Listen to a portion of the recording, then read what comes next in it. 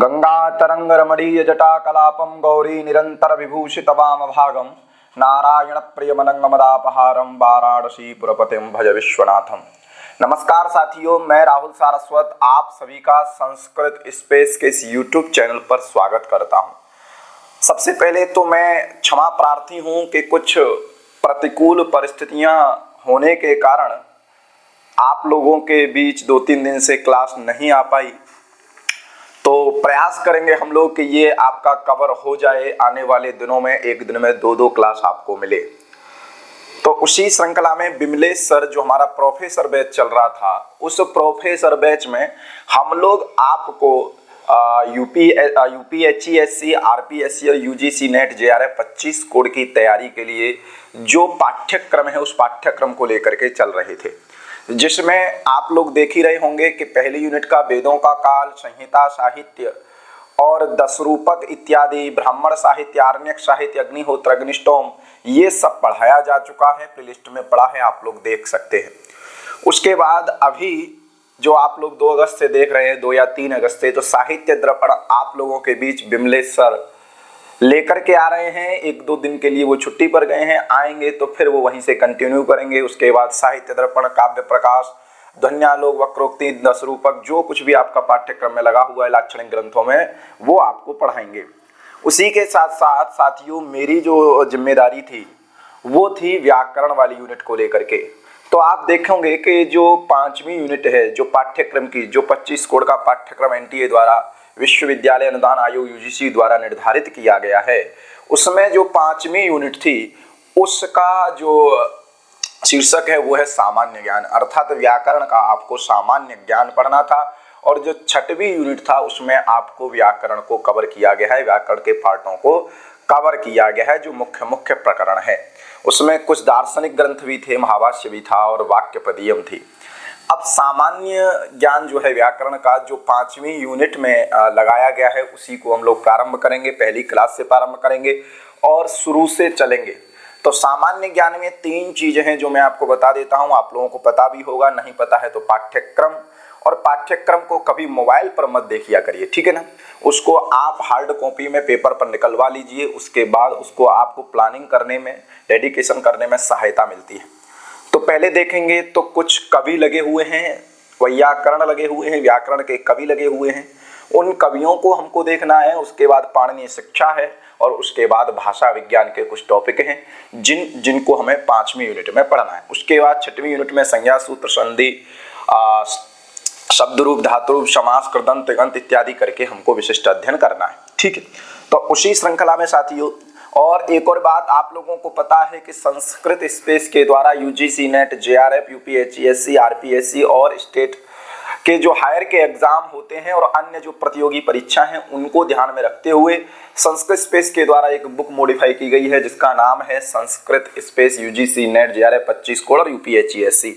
जैसे आपका पाठ्यक्रम है उसी के अनुसार इसको 5 भागों में रखा गया है। पहले भाग में वेद है, दूसरे भाग में दर्शन है, तीसरे भाग में व्याकरण है, चौथे भाग में साहित्य है, 5वें भाग में रामायण, महाभारत, पुराण, धर्मशास्त्र, स्मृति और अभिलेख इत्यादि हैं। तो व्याकरण के लिए ये वाला पार्ट है, आप 5 बुक भी ले सकते हैं, और जिनको 5 बुक नहीं चाहिए, जिनका व्याकरण तैयार है वो साहित्य वाली ले ले, जिनका साहित्य तैयार है वो व्याकरण वाली ले। तो ये सुविधा रखी गई है, ठीक है। तो आप जो डिस्क्रिप्शन में नंबर दिए हुए हैं तो उस पर कॉल कर करके और चाहे कमेंट बॉक्स में मैसेज करके, मेल करके हम लोगों से ये बुक मंगा सकते हैं। आपको जो नॉर्मल डिलीवरी पोस्ट होता है वो आपको फ्री में आपको डिलीवर कर दी जाएगी, ठीक है। तो ये हमारा तीसरा पार्ट है व्याकरण वाला। तो ये बुक आप देख रहे हो, प्रथम पृष्ठ है, मंगा सकते हैं। बाकी हमारी जो आज का जो क्लास होने वाला है, आपको बता देता हूं कि यहाँ से किस प्रकार के क्वेश्चन बनते हैं। यहाँ से जो क्वेश्चन बनते हैं रचनाओं को लेके बन सकते हैं, कालक्रम को लेके बन सकते हैं, आरोह अवरोह क्रम में इनका संगत क्रम पूछा जा सकता है। तो इसके लिए ये पढ़ना आवश्यक है। और कुछ रचनाएं, कुछ टीकाएं आजकल ऐसी पूछी जा रही हैं जो आपने पहले कभी नहीं सुनी होती हैं। सबको पता है कि अष्टाध्यायी किसने लिखी, लेकिन पाताल विजयम, जाम्बवत विजयम पाणिनि के विषय में पूछा जाता है, महानंद काव्यम पूछा जाता है, स्वर्गारोहण काव्यम पूछा जाता है। तो ऐसे प्रश्न आपसे पूछ लिए जाते हैं कि आप सोच नहीं सकते कि काव्य भी वैयाकरणों ने लिखे हैं, वैयाकरणाचार्य जो है उन्होंने काव्यों की भी रचना की है, ऐसा पूछा जा सकता है। तो इसलिए हम लोगों ने शोधपूर्ण सामग्री आपको आज हम अपनी पीपीटी में बताएंगे कि कैसे कैसे यहाँ से प्रश्न बनते हैं। तो जो आपके कवि लगे हुए हैं पाठ्यक्रम में, इनको हम 4 क्लासों में कवर करेंगे। पहली क्लास में हम जो देखेंगे जो त्रिमुनि की समष्टि है, पाणिनि, कात्यायन, पतंजलि। और वास्तव में देखा जाए तो पाणिनि, कात्यायन, पतंजलि इन 3 मुनियों की जो समष्टि धारा है वही पाणिनि व्याकरण की समष्टि है। ठीक है, 3 मुनियों की जो समष्टि है पाणिनि, कात्यायन, पतंजलि की, ये पाणिनि व्याकरण की समष्टि है। ठीक है, तो 3 को इनको देखेंगे। उसके बाद हम लोग चलेंगे भर्तृहरि को भी देखेंगे, वामन जयादित्य को देखेंगे, कैयट को देखेंगे, भट्टोजी दीक्षित को देखेंगे, नागेश भट्ट को देखेंगे। उसके बाद जो तीसरी क्लास आएगी उसमें जैनन जी को देखेंगे, शाकटायन को देखेंगे, हेमचंद्र व्याकरण को देखेंगे, सारस्वत व्याकरण को देखेंगे। उसके चौथी क्लास जो हमारी कवियों से होगी, तो अभी तक यूपीएससी, आरपीएससी और यूजीसी नेट, जेआरएफ में जो प्रश्न इन कवियों से, वैयाकरण आचार्यों से जो प्रश्न पूछे गए अभी तक, उन सभी प्रश्नों का हम लोग एक बार चौथी क्लास में अभ्यास करेंगे। ठीक है, तो आप लोग बने रहिए शुरू से अंत तक। ठीक है, तो आज हम पढ़ने वाले हैं पाणिनि, कात्यायन, पतंजलि व्याकरण 5वीं यूनिट की, ये पहली क्लास है। तो आपको सभी को पता है कि आप जब व्याकरण शास्त्र का इतिहास युधिष्ठिर मीमांसक जी द्वारा व्याकरण शास्त्र का इतिहास 3 पार्टों में लिखा गया, 3 भागों में लिखा गया। अगर वहां पर जाकर के देखते हैं तो पाणिनि का काल बहुत पूर्व में बताया गया है, लेकिन जहां तक है जो प्रतियोगी परीक्षाओं में काल माना जाता है 500 ईसा पूर्व माना जाता है। तक्षशिला के आचार्य थे पाणिनि। लेकिन एक प्रश्न बनता है, क्या इससे पहले व्याकरण नहीं थी, इससे पहले वैयाकरण नहीं थे क्या? तो ऐसा तो नहीं हो सकता है, क्योंकि जो ऋक प्रात शाख्यों की जो परंपरा है, जिनको हम वैदिक व्याकरण इत्यादि के नाम से जानते हैं, तो व्याकरण भी पहले थी और वैयाकरण भी पहले थे। ऐसी परंपरा पहले देखी जाती है। और युधिष्ठिर मीमांसक को जो आप देखोगे पहले ही भाग में, तो उन्होंने पाणिनि से पहले जो 85 वैयाकरण आचार्यों के विषय में बताया गया है। तो आप वहां जाकर देख सकते हैं। हमारा उद्देश्य जो अभी है वो पाणिनि, कात्यायन, पतंजलि को पढ़ना है। तब भी सूक्ष्म रूप में जान लेते हैं कि जो ऋक तंत्र है, ऋक तंत्र के जो रचयिता हैं वो है ऋक तंत्र जो है, ऋक तंत्र के जो रचयिता हैं वो है आपके कात्यायन। जो ऋक तंत्र है उसमें लिखा गया है कि ब्रह्मा बृहस्पतये प्रोवाच। ऐतिहासिक दृष्टि से देखें तो ब्रह्मा जी ने बृहस्पति को व्याकरण पढ़ाया और बृहस्पति इंद्राय, बृहस्पति ने इंद्र को पढ़ाया। बृहस्पति को माना भी जाता है कि ये देवताओं के गुरु थे। ठीक है, तो ब्रह्मा बृहस्पतये प्रोवाच। ठीक है, तो ब्रह्मा ने बृहस्पति को पढ़ाया था, बृहस्पति इंद्राय, और इंद्रो भरद्वाजाय, इंद्र ने भरद्वाज को पढ़ाया और भरद्वाज ने ऋषियों को पढ़ाया और ऋषियों ने ब्राह्मण को पढ़ाया, ब्राह्मणों को पढ़ाया। इस प्रकार से ऋक तंत्र में आता है कि ऐसे ये व्याकरण की परंपरा फलीभूत हुई। हम लोग देखते हैं तो व्याकरण की जो परंपरा है, व्याकरण की जो संप्रदाय है, वो 2 प्रकार से चलती हैं। जैसे एक महेश्वर संप्रदाय है। एक कौन सी संप्रदाय है? एक महेश्वर संप्रदाय है। ठीक है, और दूसरी जो है वो ऐन्द्र संप्रदाय है, चाहे इंद्र संप्रदाय कहिए। ठीक है, तो ये 2 प्रकार की संप्रदाय व्याकरण में देखी जाती है। एक महेश्वर संप्रदाय देखी जाती है, एक ऐन्द्र संप्रदाय देखा जाता है। ठीक है, महेश्वर संप्रदाय में ही पाणिनि आते हैं, महेश्वर संप्रदाय में ही पाणिनि आते हैं। और यहाँ पर आप देखोगे तो कातंत्र व्याकरण इत्यादि, इंद्र व्याकरण इत्यादि, ठीक है, इन व्याकरणों का नाम आता है। तो महेश्वर संप्रदाय का है, जैसे हम लोग पढ़ते भी हैं, नत्तावस नंदिकेश्वर की जो कारका है, नत्तावसाने इंटराज राजो ननाद ढक्का नव पंचवाराम उद्धर तुकामा सनकाद सिद्धांत एतद् विमर्शे शिव सूत्र जालम। तो महेश्वर संप्रदाय से महेश्वरात आगतानि महेश्वराणी सूत्राणी ये कहा भी गया है। तो ये पाणिनि जो व्याकरण है महेश्वर संप्रदाय की व्याकरण है। ठीक है, और ये सबसे उत्कृष्ट सर्वोत्कृष्ट व्याकरण है, अभी प्रक्रिया अनुसारी कहिए चाहे प्रकरणानुसारी कहिए। ठीक है, अब देखिए जो दुर्गाचार्य हैं, दुर्गाचार्य जिन्होंने निरुक्त पर भाष्य लिखा है जिसका नाम है ऋज्वर्था। ठीक है, और ऐसे ही इनकी एक निरुक्त वृत्ति है, उसमें कहा है व्याकरणम अष्ट प्रभेदम। व्याकरण के 8 प्रभेद हैं, 8 व्याकरणों की इन्होंने चर्चा की है। और उसमें जो वृत्यव चूर्णी है, वृत्यव चूर्णी, चूर्णी शब्द का जो अर्थ होता है वो भाष्य ही होता है। चूर्णी शब्द का जो शाब्दिक अर्थ होगा, चूर्णी शब्द का जो पारिभाषिक अर्थ है उसको भाष्य कहा जाता है। ठीक है, तो यहाँ पर इन्होंने कहा है ब्राह्मम ऐसानम ऐन्द्रम च प्राजापत्यम बृहस्पतिम त्वाष्टम आपिशलम चेति पाणिनीयम अष्टमम। तो ये 8 व्याकरणों के नाम इन्होंने बताए कि ब्राह्म थे, ऐशान थे, ऐन्द्र थे, प्राजापत्य, बृहस्पति, त्वाष्ट थे, आपिशली थे और पाणिनि। इस प्रकार के 8 प्रभेद वृत्यव चूर्णी में कहे गए हैं। उसके बाद ये तो फेमस है, इंद्रश्चंद्र काश कृष्ण आपिशली शाकटायन पाणिनियोमर जैनेन्द्र जयंती अष्टादि शाब्दिका। शाब्दिका का मतलब है वैयाकरणाः। ये कवि कल्पद्रुम, शब्दकोश जो है वहां पर ये कहा जाता है।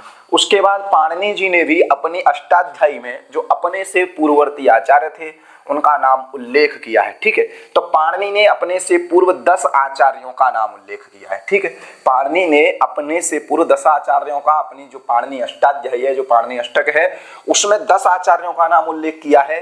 तो देखिए आपिशली का भी उन्होंने उल्लेख किया है, काश्यप का भी किया है, गार्ग का भी किया है, गालव का भी किया है, चाक्रवर्मण है, भारद्वाज हैं, शाकटायन हैं, शाकल्य हैं, सेनक हैं और स्फोटायन है। इन आचार्यों का जहां जहां उन्होंने नाम लिया है वहां पर उन्होंने विकल्प विधि को दर्शाया है। तो 10 आचार्यों का, 10 वैयाकरणों का नाम पाणिनि अष्टाध्यायी में मिलता है। ये आपको बताने का ध्येय इतना है। देखो दूसरी बात, आपके जो 5वीं यूनिट के पाठ्यक्रम में देखिए आपको कुछ सीखना है, कुछ लगे रहना है, तो पूरी क्लास देखना है जिससे आपको कुछ प्राप्त होगा। 4, 5, 10, 15 मिनट देख लोगे उससे कोई मतलब नहीं है। और परीक्षा में कब कौन प्रश्न आपके सामने आ जाए, किस प्रश्न का आपको सामना करना पड़ जाए, ये कोई नहीं कह सकता। ठीक है, तो जो शाकटायन लगा है, शाकटायन व्याकरण जो आपके पाठ्यक्रम में लगा है, अब आप कहेंगे कि जब आरोह क्रम अवरोह क्रम से जब प्रश्न आएगा, ध्यान से सुनिएगा, जब आरोह क्रम और अवरोह प्रश्न जब आएगा तो पाणिनि जी ने अपने अष्टाध्यायी में शाकटायन का नाम भी लिया है। किसका नाम लिया है? शाकटायन का नाम भी लिया है। जब शाकटायन का नाम लिया इसका मतलब पाणिनि से पहले शाकटायन है, बिल्कुल सही बात है। लेकिन आपके पाठ्यक्रम में जो शाकटायन व्याकरण लगी है वो जैन शाकटायन व्याकरण है, जो शाकटायन गोत्र के तैत्तरीय शाखा के जो पाल्य कीर्ति नाम के जैनी हुआ करते थे उनकी जो शाकटायन व्याकरण थी वो पाठ्यक्रम में लगी है। इसीलिए कभी आरोह अवरोह क्रम में आ जाए, कभी भी आ जाए क्रम से लगाने के लिए, तो पाणिनि के बाद ही आपको शाकटायन को रखना है। पाणिनि के बाद का कहने का मतलब है सबसे अंत में और सारस्वत व्याकरण से पहले। ठीक है, ध्यान रखना है। सेकंड लास्ट जो आपके पाठ्यक्रम के अनुसार बता रहा हूं, जो आपके पाठ्यक्रम वैयाकरण और व्याकरण लगी हुई है। समझ में आया? तो कहने का मतलब यह है ये वाली जो शाकटायन व्याकरण थी, जो वैदिक व्याकरण थी और जो पाणिनि से पूर्व की व्याकरण थी, वो आपके सिलेबस पाठ्यक्रम में नहीं लगी हुई है। जो आपकी 10वीं 11वीं शताब्दी की जो व्याकरण थी वो लगी हुई है, जिसके रचनाकार पाल्य कीर्ति जैनी हुआ करते थे। इनका गोत्र शाकटायन था, बाद में अपनी माता के अनुरोध से इनके पिता जैनी हो गए जिनका नाम पाल्य कीर्ति था। ठीक है, ये हम पढ़ेंगे जब हम शाकटायन व्याकरण को देखेंगे।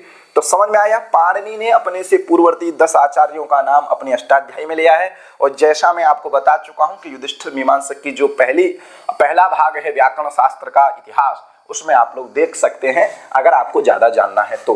अब हम लोग बात करते हैं पाणिनि से। तो पाणिनि, कात्यायन, पतंजलि 3 आचार्य, यही तीनों की समष्टि है जो व्याकरण को उत्कृष्ट बनाती है। अब देखिए पहले जो आचार्य हैं पाणिनि हैं, बिल्कुल फैक्टों की बात करेंगे और यहाँ से क्वेश्चन बन सकते हैं। ठीक है, तो आप लोग नोट्स बनाते रहिएगा, नहीं तो हम जो हमारी बुक है संस्कृत स्पेस वाली उसको लीजिए, आप मार्क करते रहेंगे तो आपको तैयार होता रहेगा और नोट्स बनाने में आपका समय नहीं जाएगा।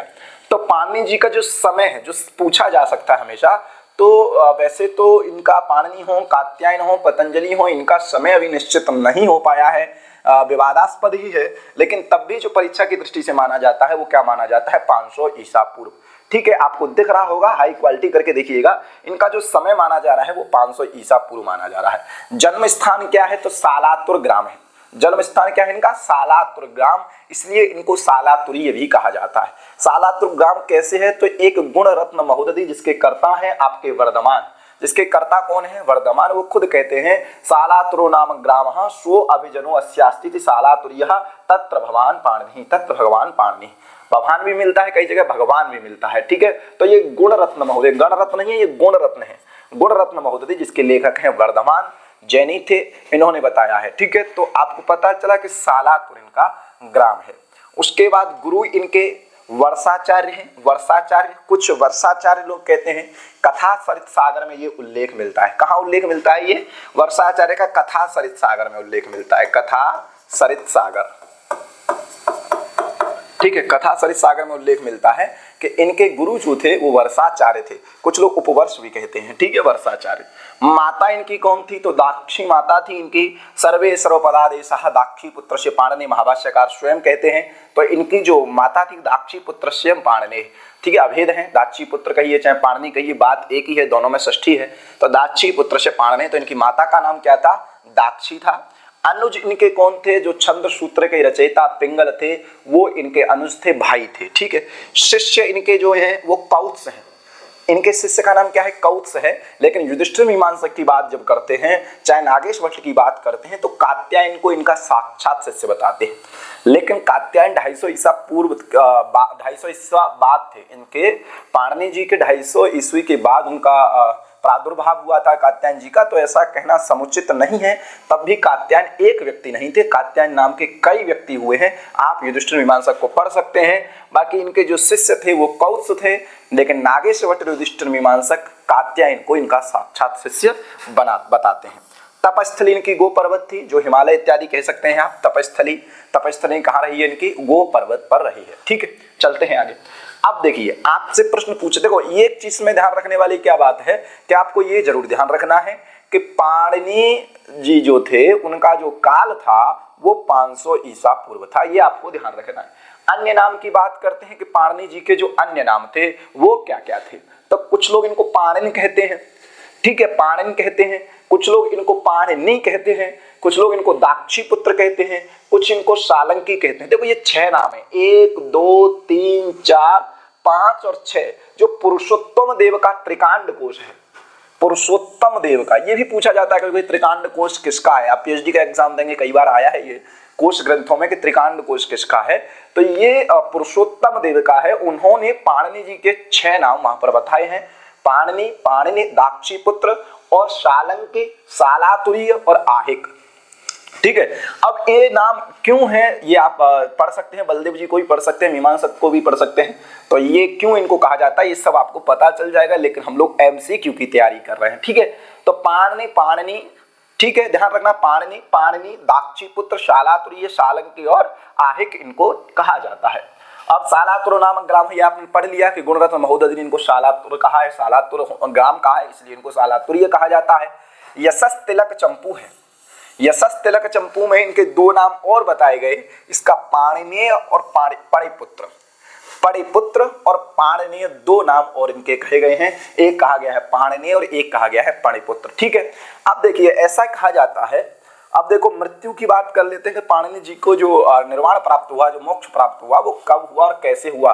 और ऐसे कहा भी जाता है कि हम लोग जब गुरु परंपरा में जब पढ़ते हैं, जब गुरुकुल परंपरा में जब पढ़ते हैं, तो त्रयोदशी वाले दिन हम लोग कहते हैं कि आज व्याकरण नहीं पढ़ेंगे। त्रयोदशी वाले दिन हम व्याकरण का स्वाध्याय नहीं करेंगे। क्यों नहीं करेंगे? क्योंकि मानना जाता है ऐसा पंचतंत्र की कथा के अनुसार कि त्रयोदशी को पाणिनि जी की मृत्यु हुई थी, त्रयोदशी को निर्वाण प्राप्त हुआ था पाणिनि जी को, इसलिए हम लोग त्रयोदशी को अवकाश रखते हैं, व्याकरण का अध्ययन नहीं करते हैं। तो पंचतंत्र में आता है सिंहो व्याकरणस्य कर्तुः अहरत प्राणान प्रियान पाणिनि। ठीक है। तो एक सिंह के द्वारा व्याकरण के जो कर्ता पाणिनि थे उनको खा लिया गया, मार दिया गया, इसलिए कहना जाता है कि सिंह के द्वारा इनकी मृत्यु हुई थी। ठीक है। तो ये पंचतंत्र में आता है और त्रयोदशी तिथि थी उस दिन। अब देखिए एक व्यड नाम के व्यक्ति थे। क्या नाम के व्यक्ति थे? व्यड नाम के व्यक्ति थे। और व्यड नाम के 2 पुत्र थे। एक लड़की थी जिसको दाक्षी कहा जाता था, चाहे व्याड्या कहिए चाहे दाक्षी कहिए, इसलिए ये ही पाणिनि जी की माता थी। और एक इनका पुत्र था जिसको दाक्षी कहा जाता था, जिसको हम व्याडी कहते हैं। व्याडी संग्रह जो प्राप्त होता था वो इनके, कुछ लोग मानते हैं कि पाणिनि जी के ये ममेरे भाई थे और कुछ लोग मानते हैं ये पाणिनि जी के मामा थे, लेकिन ज्यादातर लोगों का मानना यही है कि ये दाक्षी जो इनकी माता थी इनके भाई थे, और दाक्षी के जब भाई व्याडी हो जाएंगे तो पाणिनि के मामा हो जाएंगे। ठीक है। तो व्याडी जो थे वो पाणिनि जी के मामा थे, और जो पिंगल थे वो पाणिनि जी के भाई थे। ठीक है। तो पाणिनि जी के जो छंद शास्त्र के रचयिता जो पिंगल थे वो पाणिनि जी के भाई थे, और जो व्याडी संग्रह आपको प्राप्त होता है उसके जो कर्ता व्याडी थे वो पाणिनि जी के मामा थे, मातुल थे। ठीक है। तो आपको समझ में आया। तो यहाँ से जो आपको ध्यान रखने वाली विषय वस्तु है, जो सामग्री है, वो ये ध्यान रखना है कि 500 ईसा पहले इनका जन्म हुआ है, सालातुर में हुआ है ग्राम में, इनकी माता का नाम दाक्षी था, और इनके जो शिष्य थे वो कौत्स थे, अनुज जो थे वो पिंगल थे। ये फैक्ट वाली बात है। उसके बाद इनके जो अन्य नाम है, पणिन हो, पाणिनि हो, दाक्षीपुत्र हो, शालंकी हो, शालातुर्य हो, आहिक हो, पाणिनि हो, पणिपुत्र हो, ये भी आपको ध्यान रखने वाली चीजें हैं। बाकी इनकी मृत्यु के विषय में आप नहीं भी ध्यान रखेंगे चल जाएगा, ये सबको पता रहता है। ठीक है। अब चलते हैं आगे। अब देखिए ये आपने देख लिया, अब कुछ और चीजें जान लेते हैं। अब इनकी देखो जो रचनाएं हैं वो पूछ ली जाती हैं, अक्सर इनकी रचनाओं के बारे में पूछा जाता है। तो ये आप सबको पता है कि पाणिनि जी की जो सबसे प्रसिद्ध रचना है वो अष्टाध्यायी है, उसके अन्य नाम भी हमको प्राप्त होते हैं। ठीक है, तो पाणिनि जी की जो मुख्य है उस पे एक श्लोक प्राप्त होता है, उसको आप लोग देख लीजिए। अष्टकम गणपाठश्च धातु पाठस्तथैव च लिंगानुशासनम शिक्षा पाणिनीया अमिक्रमात्। ठीक है, तो अष्टकम गणपाठश्च धातु पाठस्तथैव च लिंगानुशासनम शिक्षा पाणिनीया अमिक्रमात्। तो ये इस नाम से इस श्लोक में, इस पद्य में इनका जो रचना है उनका संग्रह किया गया है और कुछ अन्य रचनाएं भी हैं। तो देखिए अष्टाध्यायी ये सर्व प्रसिद्ध रचना है इनकी, वैज्ञानिकता पूर्ण रचना है इनकी अष्टाध्यायी। ठीक है, दूसरी आप देखिए गणपाठ मिलता है इनका, धातु पाठ भी है इनका, लिंगानुशासनम है। अब देखिए ये जो चीजें है ना, कोई भी आप व्याकरण पढ़िए, चाहे शाकटायन व्याकरण पढ़िए, चाहे जैनेन्द्र व्याकरण पढ़िए, चाहे सारस्वत व्याकरण पढ़िए, चाहे पाणिनि व्याकरण पढ़िए, ये चीज आपको वहां मिलेंगी ही मिलेंगी। एक सूत्र मिलेंगे, व्याकरण के सूत्र मिलेंगे जो मूल में रहते हैं, उसके बाद उनका स्वतः लिखा हुआ स्वलिखा हुआ स्वलेख में उनको गणपाठ भी मिलेगा, उड़ादी पाठ भी मिलेगा, लिंगानुशासन में मिलेगा, धातु पाठ भी मिलेगा, और उन व्याकरण ने अपना अपना लिखा है। ठीक है, तो अष्टाध्यायी है, गणपाठ है, धातु पाठ है, लिंगानुशासन है और पाणिनीय शिक्षा है। पाणिनीय शिक्षा को लोग विवादित मानते हैं कि इन्हीं पाणिनि ने लिखी है, दूसरे पाणिनि ने लिखी है, लेकिन इस पर तर्क वितर्क ज्यादातर आप लोग देखोगे, युधिष्ठिर मीमांसा को पढ़िएगा, वहां पर पता चलता है कि पाणिनीय शिक्षा पाणिनि जी की ही कृति है। उसके बाद उणादि सूत्र है इनके, पाताल विजयम ये इनका काव्य है, और द्विरूप कोश। ठीक है, द्विरूप कोश लंदन की एक लाइब्रेरी है, वहां पर एक अब इसकी जो मैन्युस्क्रिप्ट है, पांडुलिपि है, वहां पर प्राप्त होती है, द्विरूप कोश। ठीक है, समझ में आ गया। तो ये इनकी कृतियां हैं, अष्टाध्यायी हुआ, गणपाठ हुआ, धातु पाठ हुआ, लिंगानुशासन हुआ, पाणिनीय शिक्षा हुई, उणादि सूत्र हुई, और आपके पाताल विजयम। ये ध्यान रखना, पाताल विजयम को एक अन्य नाम से जाना जाता है, जाम्बवती विजयम। पाताल विजयम को ही किसी अन्य नाम से जाना जाता है, जाम्बवती विजयम, ये ध्यान रखिएगा, जाम्बवती विजयम। ठीक है, विजयम। ठीक है, समुद्रगुप्त का एक नाटक है कृष्ण चरितम, उस पर ये प्राप्त होता है कि पाताल विजयम का जो दूसरा नाम था वो जाम्बवती विजयम था, और एक इनका द्विरूप कोश भी प्राप्त होता है। अब अष्टाध्यायी की जब हम बात करेंगे, बाकी सब आपको पता है, अष्टाध्यायी की जब हम बात करेंगे, पाणिनि शिक्षा हमारे पाठ्यक्रम में लगी हुई है, इसको हम पढ़ेंगे ही। अष्टाध्यायी का क्या है कि 8 अध्यायों में लगभग 4000 सूत्र है। 8 अध्यायों में कितने सूत्र हैं? लगभग 4000 सूत्र हैं। अष्टाध्यायी इसको कहा ही इसलिए जा रहा है कि 8 अध्यायों का समाहार है। यहाँ 8 अध्यायों का आपको एक विभाजन मिलता है, इसमें 4000 सूत्रों में विभक्त है, और प्रत्येक जो अध्याय है वो 4-4 पादों में है। ठीक है, कितने में है? इसलिए 64 पाद भी हो जाते हैं। सिद्धांत चंद्रिका के अनुसार वास्तविक सूत्रों की जो संख्या थी वो 3995 है, जिसमें 14 प्रत्याहार सूत्र भी सम्मिलित हैं। सिद्धांत चंद्रिका में ये बताया गया है, इसकी टीका है, और इसमें बताया गया है वृत्ति में कि जो मुख्य सूत्र हैं वो 3995 सूत्र हैं, जिसमें 14 जो प्रत्याहार सूत्र हैं, अयून जल्द इत्यादि, ये भी वहां पर सम्मिलित हैं। ठीक है, तो लगभग 4000 सूत्र इसमें प्राप्त होते हैं, 3995 इसके वास्तविक सूत्र हैं। अष्टाध्यायी पर वृत्तिकार, अष्टाध्यायी के जो वृत्तिकार हुए, जो व्याख्याकार हुए, जो उसके रहस्य को उजागर करने का जो काम किए, उनकी कुछ वृत्तियां हैं। आप लोग देखोगे देवानंदी के द्वारा जो लिखा गया है वो शब्दावतार न्यास। देवानंदी के द्वारा क्या लिखा गया है? शब्दावतार न्यास। यहां से प्रश्न बन सकता है, इसलिए आप लोग ध्यान रखिएगा। ठीक है, शब्दावतार न्यास किसके द्वारा लिखा गया है? देवानंदी के द्वारा लिखा गया है। काशिका वृत्ति जो लिखी गई है वो जयादित्य वामन के द्वारा लिखी गई है। अब देखो, शब्दावतार न्यास जो देवानंदी है ना, जो जैनेन्द्र व्याकरण थे उसके भी रचयिता कौन थे? देवानंदी थे। ठीक है, उनको जैनेन्द्र तो कहा जाता था, जैनेन्द्रेण उत्तम जैनेन्द्रम। ठीक है, तो शब्दावतार न्यास देवानंदी की है। उसके बाद जो काशिका वृत्ति है वो जयादित्य वामन की है। जयादित्य अलग व्यक्ति थे, वामन अलग व्यक्ति थे, दोनों ने मिलकर के लिखा था काशिका वृत्ति। ठीक है, काशिका वृत्ति ध्यान रखना है, जयादित्य वामन की। उसके बाद भाग वृत्ति, देखो काशिका वृत्ति बहुत फेमस है, ये आपको पता भी होगा और हमारे पाठ्यक्रम में लगा भी है, जयादित्य वामन। भाग वृत्ति जो थी वो विमलमती की है। यहाँ पर भी युधिष्ठिर मीमांसक में काफी बवाल देखने को मिलता है कि विमलमती को ही लोग भर्तृहरि मान लेते हैं, इस वजह से यहाँ पर कुछ बवाल देखने को मिलता है। लेकिन आप ध्यान रखिएगा, भाग वृत्ति जो है वो विमलमती की है। इंदुमती वृत्ति जो है वो इंदुमित्र की है। दुर्घट वृत्ति ये बहुत फेमस है, इसको ध्यान रखना एक। ठीक है, मैत्रेय रचित की है। भाषा वृत्ति, इसको भी ध्यान रखना है, पुरुषोत्तम देव की है। दुर्घट वृत्ति को भी ध्यान रखना है, शरण देव की है। ठीक है, उसके बाद प्रक्रिया दीपिका अपन नैनार्य की है। पाणिनीय मिताक्षरा अन्नम भट्ट की है, ये ध्यान रखना। पाणिनीय मिताक्षरा ये अन्नम भट्ट की है, आप लोग ध्यान रखिएगा, ठीक है। शब्द कौस्तुभ भट्टोई दीक्षित की है, बहुत फेमस है। शब्द कौस्तुभ जो है भट्टोई दीक्षित की है, बहुत इंपॉर्टेंट है। सूत्र प्रकाश अप्पय दीक्षित की है, जो भट्टोई दीक्षित के मीमांसा के गुरु थे, सूत्र प्रकाश। पाणिनीय दीपिका नीलकंठ वाजपेयी की है। व्याकरण सिद्धांत सुधानिधि विश्वेश्वर सूरी की है। और अष्टाध्यायी भाष्य दयानंद सरस्वती जी का है, इसको भी आप लोग ध्यान रखिएगा, ठीक है। तो ये हो गई व्याकरण की जो बाकी और भी वृत्तियां लिखी गई, आज तक लिखी जा रही हैं, लेकिन इसमें जो 14-15 जो है मुख्य हैं, इनको आप ध्यान रखिएगा। जैसे आप लोग इसको ध्यान रख सकते हैं, दुर्घट वृत्ति को, भाषा वृत्ति को, और एक दुर्गति शरणदेव की भी थी। पाणिनीय मिताक्षरा अन्नम भट्ट की है। शब्द कौस्तुभ भट्टोई दीक्षित की है। सूत्र प्रकाश आपके अप्पय दीक्षित की है। और अष्टाध्यायी जो भाष्य ये पूछा भी गया है, दयानंद सरस्वती जी का है। ये पूछा गया था आपका 2021 के पीएचडी जेएनयू एंट्रेंस एग्जाम में, ठीक है। तो आप लोग ध्यान रखिएगा, कोई भी प्रश्न कभी भी आप सामना कर सकते हैं, ठीक है। तो बार बार आप लोग एक चीज को नहीं पढ़ेंगे, क्योंकि ये उम्र ऐसी है कि आप दोबारा उनको देखने के लिए इतना समय नहीं है, कि कंपटीशन बढ़ता जा रहा है और परीक्षाएं एक नहीं अब 4-4 सामने आती जा रही हैं। तो इसलिए आप लोग एक बार में ऐसा तैयार कर लीजिए कि आपको बार बार सिर्फ रिवीजन की आवश्यकता पड़े, दोबारा खोजने की नई चीज की आवश्यकता ना पड़े, ठीक है। तो यहाँ से प्रश्न बन सकता है, नोट्स बनाते रहिएगा। चलते हैं आगे। अब देखिए कुछ चीज जान लेते हैं कि काव्य मीमांसा के जो लेखक थे, काव्य मीमांसा के लेखक कौन थे। तो काव्य मीमांसा के लेखक थे राजशेखर। अब राजशेखर के अनुसार इनके विद्या का केंद्र पाटलिपुत्र था।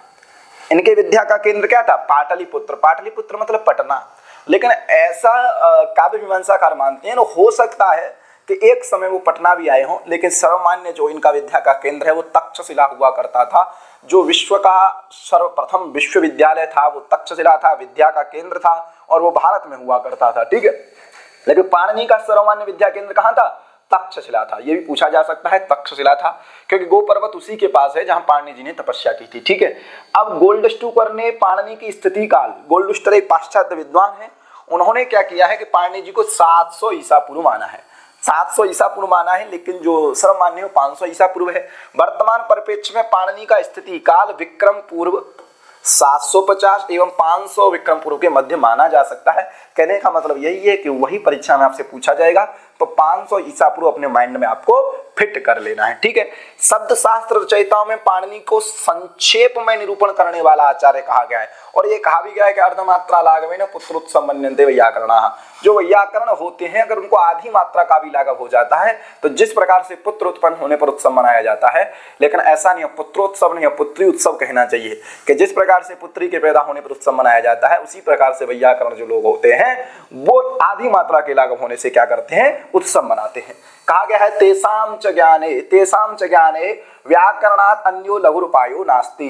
कहा जाता है कि शब्द ज्ञान में, मात्रा ज्ञान में व्याकरण के अलावा कोई लघु उपाय नहीं है। अर्थात संक्षेप में करने के लिए, संक्षेप में किसी चीज को जानने के लिए व्याकरण के अलावा कोई लघु उपाय दूसरा नहीं है। कुछ विद्वानों द्वारा पाणिनि व्याकरण को अकालक की संज्ञा दी गई है, जो कि कोई लोग इसका ठीक भी नहीं मानते हैं। सर्व वेद पारिषदम हिदम शास्त्रम।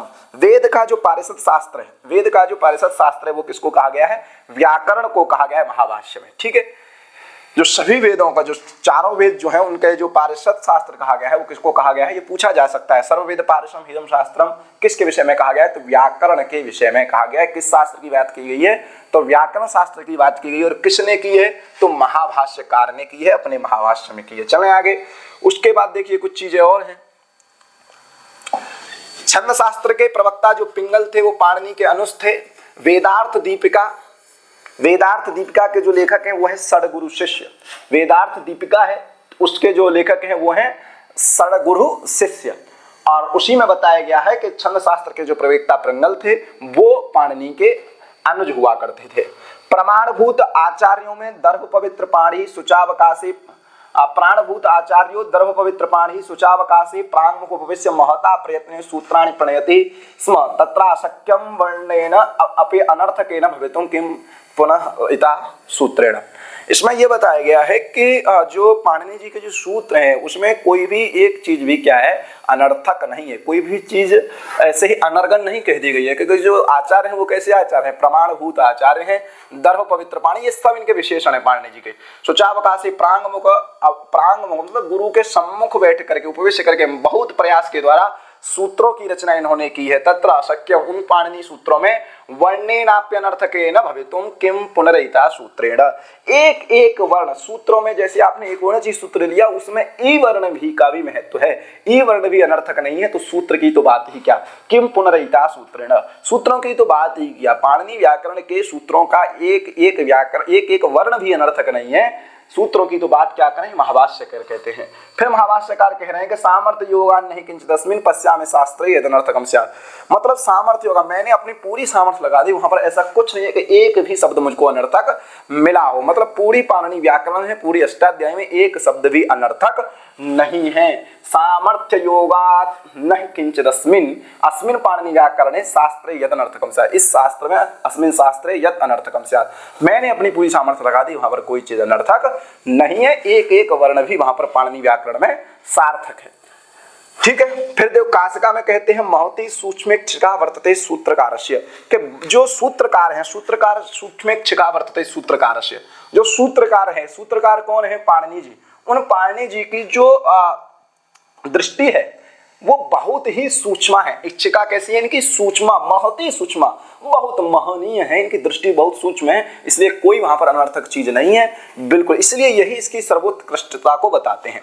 संस्कृत व्याकरण उस मानव मस्तिष्क की प्रतिभा का आश्चर्यतम नमूना है जिसे किसी देश ने अब तक सामने नहीं रखा। मोनियर विलियम्स इस बात को मानते हैं, मोनियर विलियम्स का कई कोश ग्रंथ मिलते हैं, इन्होंने कहा कि संस्कृत व्याकरण उस मानव मस्तिष्क की प्रतिभा का आश्चर्यतम नमूना है जिसे किसी देश ने अभी तक सामने नहीं रखा, ये मोनियर विलियम्स कहते हैं। मैक्स मुलर कहते हैं हिंदुओं के व्याकरण अन्वय की योग्यता संसार के किसी जाति के व्याकरण साहित्य से बढ़ चढ़कर है।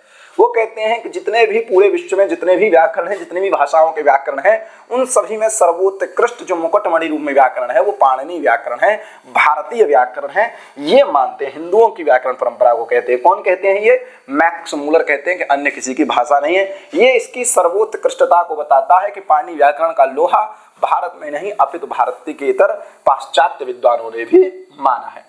तो ये मुख्य चीज थी जो आपको पाणिनि से रिलेटेड जाननी थी, पाणिनि के काल से रिलेटेड जाननी थी, पाणिनि के नाम को जानना था, पाणिनि के माता को जानना था, पाणिनि से संबंधित जो जीवन शैली थी उनको जानना था, पाणिनि कृतियों को जानना था, और अष्टाध्यायी पर जितना काम हुआ, वृत्ति हुई, उनको जानना था।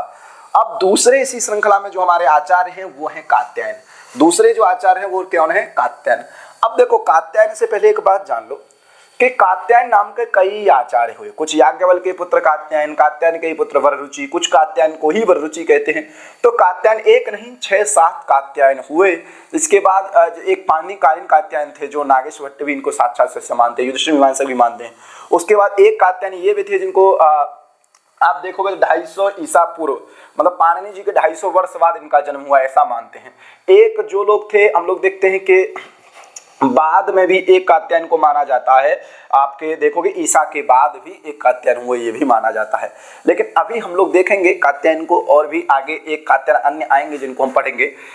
तो समय इनका जो था वो 250 ईसा पूर्व था। अर्थात देखो जो आपको क्रम लगाने के लिए आ जाए तो ये क्रम कभी मत भूलना, पाणिनि, कात्यायन, पतंजलि, उसके बाद भर्तृहरि, फिर वामन और जयादित्य। तो ये क्रम ध्यान रखने का, पहले पाणिनि, कात्यायन, पतंजलि, पाणिनि, कात्यायन, पतंजलि। तो 250 ईसा पूर्व इनका समय था। जन्म स्थान इनका दाक्षायण है, अर्थात महाराष्ट्र के ये थे, इनको दाक्षायण कहा जाता है, महाराष्ट्र के कहा जाता है। पितामह जो इनके थे याज्ञवल्क्य थे, पिता जो इनके थे कात्यायन थे, और इनका जो वास्तविक नाम था वो वररुचि था। ठीक है, कात्यायन इनका गोत्र हुआ करता था, इनका जो नाम था वो वररुचि था। क्या नाम था इनका, वररुचि, लेकिन इनको कात्यायन कहा जाता था। इनके पिता का नाम कात्यायन था और इनके पितामह, इनके दादाजी जो थे, बाबा जो थे, उनका नाम याज्ञवल्क्य हुआ करता था। इनके ग्रंथों की बात कर लेते हैं तो इनके जो ग्रंथ हैं भाष्य सूत्र, भाष्य सूत्र किसको कहा जाता है, तो वार्तिक को कहा जाता है। जो हम वार्तिक देखते हैं, जो भी हम वार्तिक देखते हैं, उन वार्तिकों के ऊपर ही भाष्य लिखा गया पतंजलि जी का, इसलिए इनको भाष्य सूत्र भी कहा जाता है। और अन्य किस नाम से जाना जाता है ये भी हम देखेंगे। स्वर्गारोहण, इनका एक काव्य था, जैसे पाताल विजय इनका है, महानंद काव्य पतंजलि जी का है, स्वर्गारोहण काव्य जो है वो कात्यायन जी का है। ब्रज संज्ञक श्लोक इन्होंने लिखे, सामुद्रिक शास्त्र इन्होंने लिखा, कात्यायन स्मृति इन्होंने लिखी और उभय सारिका नामक ग्रंथ भी इन्होंने लिखा है। ये इनकी कृतियां हैं, आप लोग ध्यान रखिएगा, नोट कर लीजिएगा। अब देखिए कात्यायन जी के जो अन्य नाम प्राप्त होते हैं वो आपके पुरुषोत्तम देव के, जैसे वहां पर 6 नाम बताए गए थे पाणिनि जी के त्रिकांड शेष कोश में, वहीं पर 5 नाम इनके भी बताए गए हैं। वररुचि फेमस नाम है, ये आप लोग जानते हैं, कात्यायन, पुनर्वसु और मेधाजित। ये ध्यान रखिएगा, पुनर्वसु भी इनको कहा जाता था और मेधाजित भी इनको कहा जाता था। ये महत्वपूर्ण नाम है, इन 2 नामों को आप ध्यान रखिएगा। कथा सरित सागर में और बृहत कथा मंजरी में इनको श्रुतधर भी कहा गया है। कथा सरित सागर में और बृहत कथा मंजरी में कात्यायन को श्रुतधर भी कहा जाता है, ये भी आप ध्यान रखिएगा। चले आगे। अब स्कंद पुराण में एक कात्यायन का उल्लेख आता है, वहां पर बताया गया है कि याज्ञवल्क्य के पुत्र कात्यायन थे और कात्यायन के पुत्र वररुचि थे। क्या कहा गया है? कात्यायन सुतम प्राप्य वेद सूत्र से कारकम कात्यायन विधम च यज्ञ विद्या विचक्षणम। ये भी ध्यान रखना है, यज्ञ विद्या विचक्षणम। कात्यायन को ही कहा जाता है यज्ञ विद्या विचक्षण। कात्यायन की उपाधि क्या हो गई? यज्ञ विद्या विचक्षणम। पुत्रो वररुचिर्यस्य बहुव गुण सागर। अब देखो किसका कहा गया? कात्यायन का एक पुत्र था, कौन? वररुचि। तो याज्ञवल्क्य के पुत्र हो गए कात्यायन और कात्यायन के पुत्र कौन हो गए? आपके वररुचि। इन्हीं को क्या कहा गया है? यज्ञ विद्या विचक्षण। ठीक है, ध्यान रखना। अब इन्होंने जो रचना की है उसको हम लोग बोलते हैं वार्तिक। कुछ लोग उनको भाष्य सूत्र बोलते हैं, कुछ उनको व्याख्या वृत्ति बोलते हैं, कुछ इनको अन्य नाम से भी जानते हैं। तो वार्तिक इनको कहा गया है। जैसे वार्तिक किसको कहते हैं? तो सूत्रे अनुक्त दुरुक्त चिंता करत्वम वार्तिकत्वम, ऐसा कहा गया है। उसके बाद हरदत्त ने भी कहा है पदमंजरी में। हरदत्त ने पदमंजरी में क्या कहा है? यद विस्मृतम अदृष्टम वा सूत्रकारेण तत्र स्फुटम। क्या सूत्रकारेण, सूत्रकार कौन थे? भगवान पाणिनि थे। उनके द्वारा जो विस्मृत है और अदृष्ट है, उनके द्वारा जो कुछ छोड़ दिया गया है और जो दिखाई नहीं देता है उसको क्या किया जाता है? वार्तिक के द्वारा स्फुट किया जाता है। वाक्यकारो ब्रवीत एवं तेन अदृष्टम च भाष्यकृत। अर्थात पाणिनि जी जो सूत्रकार थे उनके द्वारा जो विस्मृत और अदृष्ट चीजें हैं उनको वार्तिकों में सजोया गया है और वार्तिकों में जो अदृष्ट और विस्मृत चीजें हैं उनको भाष्यकृत, उनको भाष्यकार ने अपने भाष्य में सजोया है। तो ये हरदत्त कहते हैं पदमंजरी में। ठीक है, ध्यान रखिएगा। आगे चलते हैं, आगे क्या है? अब देखिए, अब वार्तिक का लक्षण जो हम लोग पहले देखे थे उसको देख लेते हैं। उक्तानुक्त द्रुक्तानाम चिंता यत्र प्रवर्तते तम ग्रंथम वार्तिकम प्राहु वार्तिकज्ञा मनीषिणा। ये कहाँ कहा गया है? तो ये पाराशर उपपुराण में कहा गया है। ये भी पूछा जा सकता है कि वार्तिक का लक्षण क्या है, ये पूछा जा सकता है। उक्तानुक्त द्रुक्तानाम चिंता यत्र प्रवर्तते इति कस्य अच्छम, तो वार्तिकस्य। ठीक है, तो पाराशर उपपुराण में ये बात कही गई है। इसी चीज को थोड़ा बदल करके कह दिया है उक्तानुक्त द्रुक्त चिंता वार्तिकम, ये काव्य मीमांसा ने कह दिया है। ठीक है, उक्तानुक्त द्रुक्त चिंता किम वार्तिकम, काव्य मीमांसा में ये बात कही गई है। उसके बाद विष्णु धर्मोत्तर पुराण है। विष्णु धर्मोत्तर पुराण में कई चीजों के सूत्र के संज्ञा के सबके लक्षण मिलते हैं। तो प्रयोजनम संशय निर्णय च व्याख्या विशेष गुरुलागमम च कृतविदासो कृतशासनम सच वार्तिक धर्म गुणो अष्टकश्च। ये आपका कहाँ कहा गया है? ये विष्णु धर्मोत्तर पुराण में कहा गया है। ध्यान रखिएगा, ये आपको पाराशर उपपुराण में मिल जाएगा। उसके बाद काव्य मीमांसा में कहा गया है। ठीक है, उक्तानुक्त द्रुक्त चिंता वार्तिकम। और उसके बाद इन्होंने यहाँ पर हरदत्त ने भी बताया, क्या कहते हैं कि जो सूत्रकार के द्वारा अदृष्ट और विस्मृत है उसको वार्तिकों में बताया जाता है और उसमें जो उसको भाष्यकार के द्वारा बताया जाता है। वार्तिक के अन्य नाम क्या है? तो कैयट जो थे, जो कैयट थे महाभाष्य के टीकाकार, उन्होंने इनको वाक्य कह करके कहा है। वार्तिकों को उनका नाम क्या कहा है? वाक्य। कैयट ने इनको व्याख्यान सूत्र भी कहा है। भर्तृहरि और दयानंद जी ने इनको भाष्य सूत्र कहा है। वार्तिकों को भाष्य सूत्र किसने कहा है? तो भर्तृहरि जी ने और दयानंद जी ने। अनुतंत्र कौन कहता है? इनको भर्तृहरि कहते हैं। अनुस्मृति इनको कौन कहता है? तो जो वेद भाष्यकार है, वैदिक भाष्यकार है, वो सायणाचार्य। सायणाचार्य इनको क्या कहते हैं? अनुस्मृति। तो ये भी पूछा जा सकता है कि अनुस्मृति किसकी संज्ञा है? सूत्रों की संज्ञा है, भाष्य की संज्ञा है, वार्तिक की संज्ञा है, या किसकी है? तो अनुस्मृति जो संज्ञा है वो किसकी संज्ञा है? आपकी वार्तिक की संज्ञा है। स्वर्गारोहण काव्य इन्होंने लिखा है। तो स्वर्गारोहण काव्य के बारे में आपको कृष्ण चरितम है जो समुद्रगुप्त के द्वारा लिखा गया है, उसमें मिलता है कि यह स्वर्गारोहणम कृत्वा स्वर्गमानीतवान भुवि, अर्थात उसने स्वर्गारोहण की रचना करके इस भुवि मतलब पृथिव्याम स्वर्गम आनीतवान, स्वर्ग को ही ला दिया। काव्य न रुचिरेणैव ख्यातः वररुचि कवि, काव्य के रूप में इन्होंने स्वर्गारोहण नाम से वररुचि ने ख्याति प्राप्त की थी काव्य में स्वर्गारोहण। तो ये वैयाकरण तो थे ही और कवि भी थे, ठीक है। तो इस प्रकार से यहाँ पर हमको स्वर्गारोहण इनकी कृति है। आगे चलते हैं। अब देखिए इनके बारे में क्या कहा गया है कि कात्यायन शाखा का, ये कात्यायन शाखा थी जो आजकल प्राप्त नहीं होती है। कात्यायन शाखा का अध्ययन महाराष्ट्र में होने से पतंजलि द्वारा निर्दिष्ट वार्तिककार के दाक्षिणात्य होने की पुष्टि होती है। एक कात्यायन शाखा हुआ करती थी और कात्यायन शाखा के अध्येता जो थे वो वररुचि थे, और वो इस शाखा का जो प्रचलन था, पठन पाठन था, वो महाराष्ट्र में हुआ करता था। और महाराष्ट्र की जो भौगोलिक स्थिति है वो दक्षिण में है, इसलिए पतंजलि जी ने इनको क्या कहा है, दाक्षिणात्य कहा है, ठीक है। उसके बाद कात्यायन शुक्ल यजुर्वेद की आंगी रसायन की कात्यायन शाखा के प्रवर्तक हैं। इन ऐसा भी कहा जाता है जो एक कात्यायन थे, और इन कात्यायन के जो पुत्र थे वो कौन थे, वररुचि थे, और उसका जो क्षेत्र हुआ करता था वो दक्षिण में महाराष्ट्र हुआ करता था। इनका वास्तविक नाम जो तो वररुचि था, कात्यायन इनके गोत्र का नाम था, इनके दादा का नाम याज्ञवल्क्य था। वार्तिककार कात्यायन पाणिनि के लगभग 300 वर्ष के अनंतर हुए, तो वही 500 और 250 ईस्वी के बाद आपको वार्तिक की रचना काल मानना चाहिए। क्लियर हो गया। उसके बाद देखते हैं एक अन्य कात्यायन है जिसकी वजह से लोग विस्मृत हुआ करते हैं, ठीक है।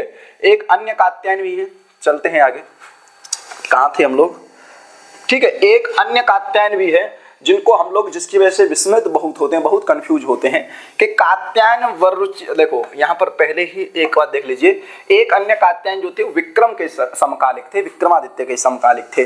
तो क्या था कि कात्यायन वररुचि से भिन्न एक कात्यायन हुआ है जिसको कथा सरित सागर में कौशाम्बी का निवासी बताया गया है। इन्होंने अष्टाध्यायी पर एक वृत्ति लिखी थी जिसका उल्लेख आफ्रेक्ट ने, जो आफ्रेक्ट था, टी आफ्रेक्ट, ठीक है, कैटलोगोरम इनकी कृति है। उन्होंने अपनी बृहद सूची पत्र में ऐसा बताया है। सदुक्तिकरणामृत जो है, सदुक्तिकरणामृत, ठीक है, सदुक्तिकरणामृत जो है उसमें ये कहा गया है, सदुक्तिकरणामृत शायद धोई की है, इसके जो लेखक हैं वो कवि धोई हैं, धोई, ठीक है, ये पूछा गया है कई बार, इसके जो लेखक हैं वो धोई हैं।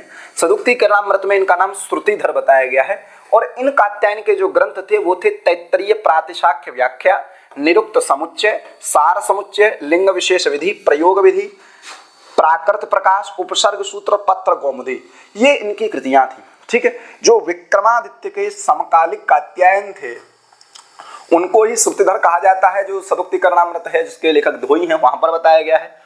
उसके बाद टी आफ्रेक्ट ने बताया कि उन्होंने अष्टाध्यायी पर वृत्ति लिखी थी।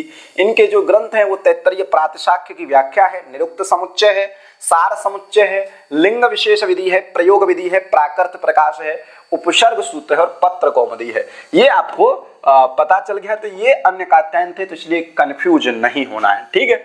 चले आगे। उसके बाद देखो ये पूछा जा सकता है ना, कभी कोई दे दिया जाए कि निम्नलिखित में से कौन सा ग्रंथ कात्यायन का नहीं है, तो वहां निरुक्त समुच्चय दे दिया जाएगा। लेकिन आप जब अधूरा पढ़े होंगे कि ये तो निरुक्त समुच्चय तो कात्यायन की कृति है और वहां से आप भ्राज संज्ञक श्लोक को हटा दे मान लो, तो ये प्रश्न गलत हो जाएगा, इसलिए ये भी जानना आप लोगों के लिए आवश्यक है। चले आगे। अब पढ़ते हैं हम लोग पतंजलि जी को। आज की क्लास के जो लास्ट कवि हम लोगों के पतंजलि जी हैं, पतंजलि के बारे में जान लेते हैं। तो पतंजलि जी का जो काल माना जाता है ये 150 ईसा पूर्व माना जाता है। कब माना जाता है? 150 ईसा पूर्व माना जाता है। दिख रहा होगा आपको 150, ठीक है। तो 500, 250, 150 पाणिनि कात्यायन पतंजलि। जन्म स्थान इनका कश्मीर था, कश्मीर जन्म स्थान था। आ गए थे, देखो इनको क्या है कि इनके पीछे कहानी है बहुत के, इनके जो माता थी, ठीक है, माता जो थी गोड़िका, कोई पुत्र नहीं था, सूर्य की उपासना करती थी, सर्प हाथ में गिरा, सपो हम रक्वगत त्वया हता, इस प्रकार से इनको, और अंजलि में गिरने के कारण इनको पतंजलि कहा गया। इस प्रकार से कई इनकी कहानियां हैं, तो कहानियों पर चर्चा हम लोग नहीं करते हैं क्योंकि समय खराब नहीं करते हैं। जन्म स्थान इनका क्या है? कश्मीर था। उनकी माता का नाम, ये ध्यान रखना, कई बार पूछ लिया जाता है, गोड़िका थी। इनकी माता का नाम क्या था? गोड़िका थी। और ग्रंथ इनके क्या है तो महाभाष्य, योग सूत्र और महानंद काव्य, ये 3 इनके मुख्य कृतियां हैं पतंजलि जी की। ठीक है, अब इनका जो इनको शेषावतार भी कहा जाता है, किसने कहा ये लोग, ये चीज भी हम देखेंगे कि इनको शेषावतार कहा है। और इनको जो काशी में अभी भी शास्त्रार्थ परंपरा चलती है नागकूप, वहां पर रह करके अपना विद्या अध्ययन अध्यापन कराते थे, उस कूप में रह करके, इसलिए इनको कहा जाता है। ठीक है, तो पतंजलि इनके पीछे भी काफी किंवदंतियां हैं, कुछ सच्चाई हैं, कुछ कहानियां हैं। आप लोग देखेंगे ऐतिहासिक ग्रंथों को तो आपको पता चलेगी, लेकिन परीक्षा की दृष्टि से देखा जाए तो 150 ईसा पूर्व इनका काल है, जन्म स्थान इनका कश्मीर है, माता इनकी गोणिका थी और ग्रंथ इनके महाभाष्य, योग सूत्र और महानंद काव्य हैं। क्लियर हो गया, चले आगे। अन्य नाम, इनके जो अन्य नाम है वो आप लोग एक बार देख लीजिए। जो अन्य नाम है वो देखिए नागनाथ, मतलब जितने एक शेष के नाम, जितने एक सर्प के नाम होते हैं वो सब नाम इनके हैं। नागनाथ, वासुकी, अहिपति, अहि मतलब सर्प होता है, फणी, फणिभ्रत, चूर्णीकार, चूर्णी शब्द का अर्थ ही भाष्य होता है, इसलिए चूर्णीकार और भाष्यकार दोनों पर पर्याय हैं। पदकार, शेषराज और शेषाही। ठीक है, ये हो गया। अब इनको गोर नदी जो कहा गया है, गोर नदी इनका क्षेत्र हुआ करता था, गोर नदी। इनको यादव प्रकाशकार जो है यादव प्रकाश, ठीक है, ये लेखक हैं और इनका जो वो है एक कोश ग्रंथ है, वैजयंती कोश है शायद, इनके जो कोश ग्रंथ है, यादव प्रकाश लेखक हैं और इनकी जो कोश ग्रंथ का नाम है वो है वैजयंती कोश, उसके लेखक हैं यादव प्रकाश। उन्होंने यहाँ गोर नदी कहा है, भर्तृहरि ने भी ये नाम कहा है, कैयट ने भी, वात्सायन ने भी और नागेश भट्ट ने भी गोर नदी इनको कहा है। गोणिका प्रत्य काम सूत्र में इनको कहा गया है गोणिका पुत्र। ठीक है, ध्यान रखिएगा। अब महाभाष्य के टीकाकारों की बात कर लेते हैं हम लोग। देखो पाठ्यक्रम बहुत है तो इसलिए ज्यादा कहानी कथाओं में समय वेस्ट नहीं कर रहे हैं। आप लोगों के ऊपर भी कई परीक्षाओं का प्रेशर है, इस वजह से हम लोग फैक्टों को देखेंगे और जहां से हमारा क्वेश्चन सही होने की संभावनाएं हैं। तो महाभाष्य की जो सर्व प्राचीन टीका है, प्राचीन टीका की बात कर रहा हूं, सबसे प्राचीन जो टीका है वो दीपिका टीका है, जिसके लेखक भर्तृहरि थे। ठीक है, ध्यान रखना है। महाभाष्य के टीकाकारों से प्रश्न बनता है तो दीपिका जो टीका थी भर्तृहरि की थी, जिन्होंने त्रिशतकम मतलब वैराग्य श्रृंगार जो हम लोग पढ़ेंगे भी आगे, उसकी रचना की। वाक्यपदियों के जो रचनाकार थे दीपिका, उन्होंने लिखी भर्तृहरि। अब प्रदीप जो लिखा है वो कैयट की टीका है, इसी पर आगे चल करके उद्योग टीका लिखी नागेश भट्ट ने, जो महाभाष्य और कैयट को दोनों को व्याख्या करती थी। प्राण पड़ा है पुरुषोत्तम देव की। पुरुषोत्तम देव बहुत बड़े वैयाकरण थे, विद्वान थे, उन्होंने ये सब काम उन्होंने हर ग्रंथों पे किया, हर परंपरा में किया, हर शास्त्रों में किया है। प्राण पड़ा जो थी वो पुरुषोत्तम देव की कृति हुआ करती थी। धनेश्वर, चिंतामणि, धनेश्वर ये थे, ये उल्टा लग गया है, चिंतामणि इनकी कृति का नाम है। ठीक है, सूक्ति रत्नाकर जो थे वो शेष नारायण, गूढ़ार्थ दीपनी सदाशिव, शाब्दिक कंठामणि छलारी नरसिंह। इसमें से ध्यान रखने वाली है प्रदीप, दीपिका, प्रदीप, प्राण पड़त, ये ध्यान रखेगा, तीनों ध्यान रखिएगा, बाकी सब ध्यान रखना है तो अधिकस्य अधिकम फलम। क्षीरोद जो थी विष्णु मिश्र की थी। भाष्य तत्व विवेक नीलकंठ वाजपेयी की है, अनुपदा तिरुमल यज्वा की है, शाब्दिक चिंतामणि गोपाल कृष्ण की है, सिद्धांत रत्न प्रकाश शिव रामेंद्र की है, विद्वान मुखभूषण प्रयोग वेंकटाद्रि की है, शब्द बृहति राजन सिंह की है और महाभाष्य विवरण नारायण की है। ठीक है, तो ये आप लोग ध्यान रखिएगा, ये महाभाष्य की टीका हैं जो बहुत फेमस हैं, जो आपसे पूछ ली जाती हैं, परीक्षाओं में देखा भी गया है। ठीक है, तो ये ध्यान रखिएगा, ये नाम हो गई। कई पूछा जा सकता है चूर्णिकार किसको कहा जाता है, तो चूर्णिकार वहां पर किसी कृति का नाम ही दे दिया वृत्य व चूर्णी, तो आपको ऐसा नहीं समझना है, चूर्णिकार महाभाष्यकार को ही कहा जाता है, क्योंकि चूर्णी शब्द का जो शाब्दिक अर्थ है वो भाष्य हुआ करता है। चलें आगे। अब देखो भाष्य किसे कहते हैं, तो भाष्य कहते हैं सूत्रार्थो वर्णते यत्र वाक्य सूत्रानुसार भी स्वपदानि च वर्ण्यन्ते भाष्यम भाष्य विदो विदु। ये तो आपको पता है, विष्णु धर्मोत्तर पुराण में ऐसा कहा गया है, सूत्रार्थो वर्णते यत्र वाक्य सूत्रानुसार भी स्वपदानि च वर्णन्ते भाष्यम भाष्य विदो विदु। उसी को भाष्यकार कहा जाता है, भाष्य कहा जाता है, विष्णु धर्मोत्तर पुराण में कहा गया है। अब महाभाष्य का जो विभाजन है, इसकी जब हम बात करेंगे तो इसका विभाजन आहन्यकों में हुआ है और इन आहन्यकों की संख्या जो है वो 85 है। अब लोग 84 बोलते हैं, लेकिन 85 हम क्यों बोल देते हैं, 85 हम क्यों बोल देते हैं, तो जो पहला आहन्यक है उसको पशपशान्यक कहा जाता है। तो पशपशान्यक को भी जब आहन्यकों में मिला देंगे तो 85 आहन्यक हो जाएंगे, बाकी पशपशान्यक को अलग हटा देंगे तो 84 आहन्यक हो जाएंगे। कुल मिलाकर के जो आहन्यक है 85 आहन्यक है, इसमें पशपशान्यक भी सम्मिलित है, ध्यान रखिएगा। पतंजलि ने प्रथम अध्याय के प्रथम पाद को 9 आहन्यकों में बताया है। अब ये क्या है, पाणिनि अष्टाध्यायी का जब आप विभाजन देखोगे तो 8 अध्यायों में है और 8 अध्यायों के प्रत्येक अध्याय में 4-4 पाद हैं। तो प्रथम अध्याय के जो प्रथम पाद है उसको इन्होंने 9 आहन्यकों में बताया है। ठीक है, नवान्निक जिसको हम करते हैं, तो इसका मतलब ये है कि पाणिनि जी के प्रथम अध्याय, पाणिनि जी के अष्टाध्यायी के प्रथम अध्याय का प्रथम पाद जो भाष्य किया गया है वो 9 आहनिकों में किया गया है। इसके प्रथम आहनिक को पतंजलि ने पशपशान्निक की संज्ञा दी है, ये भी हो गया। अब अष्टाध्यायी के प्रथम अध्याय पर जो भाष्य है उसको संज्ञा अध्याय से नाम से जाना जाता है। इतना जानना आपके लिए पर्याप्त है, ठीक है। अर्थात पाणिनि अष्टाध्यायी का जो प्रथम अध्याय है, अर्थात चारों पादों पर, पाणिनि अष्टाध्यायी के प्रथम अध्याय के चारों पादों पर जो भाष्य प्राप्त होता है उसको संज्ञा अध्याय के नाम से जाना जाता है। ये आप लोग ध्यान रखिएगा। चलें आगे। अब देखिए इसमें क्या कहा गया है इनको, तो रामभद्र दीक्षित विरचित है पतंजलि विरचितम, इसको इसमें शेषावतार कहा गया है, यथा ये शेष के अवतार थे। रामभद्र दीक्षित के द्वारा लिखा गया है पतंजलि चरितम, उसी में बताया गया है कि ये शेषावतार थे।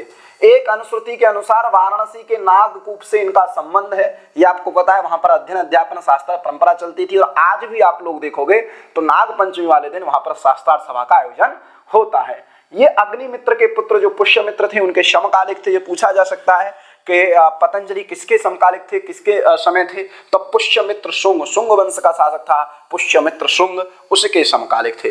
पतंजलि ने ऋग्वेद की 21 शाखा, यजुर्वेद की 101 शाखा, सामवेद की 1000 शाखा, अथर्ववेद की 9 शाखाएं बताई हैं, तो कुल मिलाकर के 1131 वेदों की शाखा इन्होंने बताई हैं अपने समय में। समुद्रगुप्त द्वारा विरचित कृष्ण चरित्र की प्रस्तावना में कहा गया है कि महानंद काव्य के प्रणेता पतंजलि थे। तो कृष्ण चरित्र में यह बताया गया है कि जो महानंद काव्य था उसके रचनाकार कौन है, पतंजलि जी हैं, ठीक है, ध्यान रखिएगा। तो ये मुख्य कुछ फैक्ट थे, बाकी और मुझे नहीं लगता है कि अभी तक ऐसा प्रश्न देखा गया है, ना आगे कोई प्रश्न ऐसा आएगा। तो जो जो चीजें हम लोगों ने जानी, ठीक है, तो ध्यान रखिएगा, पाणिनि कात्यायन पतंजलि से रिलेटेड जो भी चीज हम लोगों ने जानी, फैक्ट है, ज्यादा पढ़ना है आपको तो युधिष्ठिर मीमांसक को पढ़िए, बलदेव उपाध्याय को पढ़िए, ठीक है। तो हम लोग पाणिनि कात्यायन पतंजलि को देखें, उसमें आप ये देख लिए कैसे परंपरा थी। उसके बाद 500 ईसा पूर्व इनका समय हुआ, 250 ईसा पूर्व आपका कात्यायन जी का हुआ, पतंजलि का 150 ईसा पूर्व हुआ। उसके बाद जो अन्य नाम थे वो आपने जाना, ठीक है। इनकी जो अष्टाध्यायी के जो वृत्तिकार थे, इनकी जो कृतियां थी वो जाना, जो भी फैक्ट होते वो सब आप लोगों ने जाना। तो ये भी जान लीजिएगा कि कैसे कैसे प्रश्न आते हैं। तो आप लोग 3 क्लासों में इनको देखेंगे। हम लोगों की भी एक क्लास हुई है इस व्याकरण की, उसके बाद हम जो 2 क्लास लेके आएंगे उसमें आपके कभी खत्म हो जाएंगे, और जब कभी खत्म हो जाएंगे तो चौथी क्लास में हम लोग बस यही देखेंगे कि अभी तक हायर में यूजीसी नेट जीआरएफ में आरपीएस में कैसे प्रश्न यहाँ टॉपिक से पूछे गए हैं, किसी भी प्रकार से रचनाओं को लेकर के या कालक्रम को लेकर के, ठीक है। तो आज की क्लास में बस इतना ही देखेंगे, और आपका बहुत बहुत धन्यवाद। जिन लोगों ने चैनल सब्सक्राइब नहीं किया है वो चैनल को सब्सक्राइब कर लें, और वीडियो को अधिक से अधिक शेयर करें, लोगों को बताएं, जिससे हम लोगों की मेहनत सफल हो और हम लोगों को भी पढ़ाने में आनंद की अनुभूति हो। धन्यवाद। युवा स्यात् साधु युवा।